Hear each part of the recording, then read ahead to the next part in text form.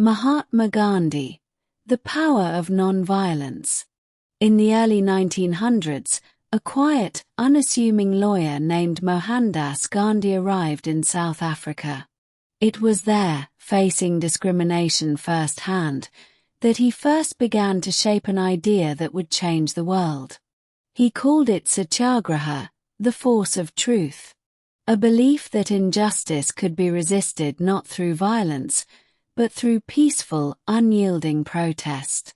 Gandhi returned to India, then under British colonial rule. Millions of Indians lived without basic rights, their resources controlled, their voices ignored. The British Empire held its power through force. Gandhi chose a different weapon: discipline, patience, and truth.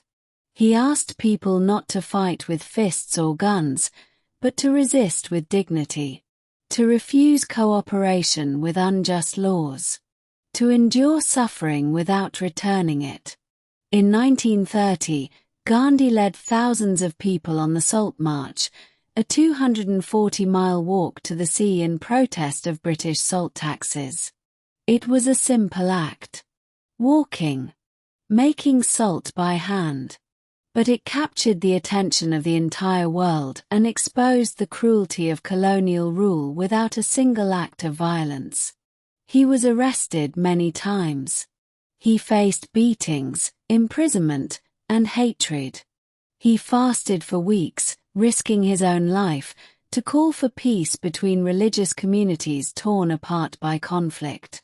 Through it all, Gandhi held to one unshakable belief: that true strength was not in domination, but in restraint. That real change could not be built on hatred, only on truth, patience, and the courage to endure suffering without inflicting it.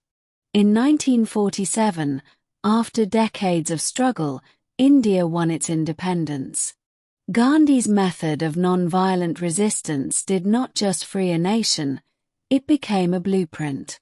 Leaders around the world, fighting their own battles for justice, would later look to his example. He once said that an eye for an eye only ends up making the whole world blind. His life is proof that peace is not weakness. It is one of the most powerful forces a person can wield.